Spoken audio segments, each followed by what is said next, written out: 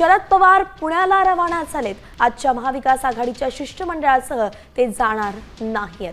पूर्वनियोजित कार्यक्रमासाठी पुण्याकडे ते रवाना झाले आहेत। आज खरं तर पुन्हा एकदा सर्वपक्षीय नेते निवडणूक आयोगाच्या आयुक्तांची भेट घेणार होते, कारण की काल समाधानकारक उत्तरं भेटली नव्हती, अधिकाऱ्यांची भेटही झाली नव्हती। मात्र आज या बैठकीमध्ये, आज या शिष्टमंडळामध्ये शरद पवार नसतील, ते पुण्याला रवाना झालेत, कारण की आधीच त्यांचा एक नियोजित कार्यक्रम होता जो करणं गरजेचं आहे आणि म्हणून शरद पवार पुण्याकडे दाखल झालेत। शरद पवारांच्या व्यतिरिक्त इतर शिष्टमंडळ मात्र आज उपस्थित राहील। तर महाविकास आघाडीच्या शिष्टमंडळामध्ये शरद पवार हे अतिशय ज्येष्ठ नेते आहेत, त्यांचं उपस्थित राहणं एक वेगळंच वजन निर्माण करत असतं। मात्र आज शिष्टमंडळात ते उपस्थित राहणार नाहीत, कारण त्यांचा पुण्यातला एक पूर्वनियोजित दौरा आहे। सूरज मसूरकर आपले प्रतिनिधी आपल्यासोबत जोडले गेलेत। सूरज, पुण्यात नेमकं कुठला कार्यक्रम आहे ज्यासाठी शरद पवार रवाना झाल्याचं कळतंय?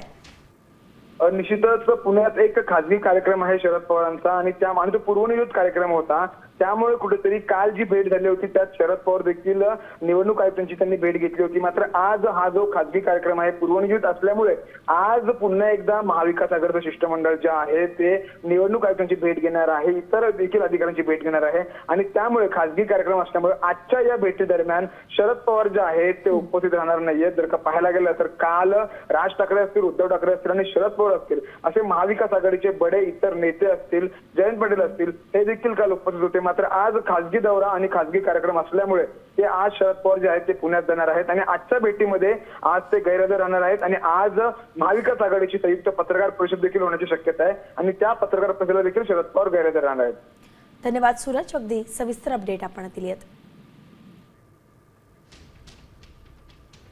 आता isakal.com आहे देशातील नंबर 1 ची मराठी न्यूज वेबसाईट। प्रत्येक अपडेटसाठी isakal.com ला नक्की भेट द्या।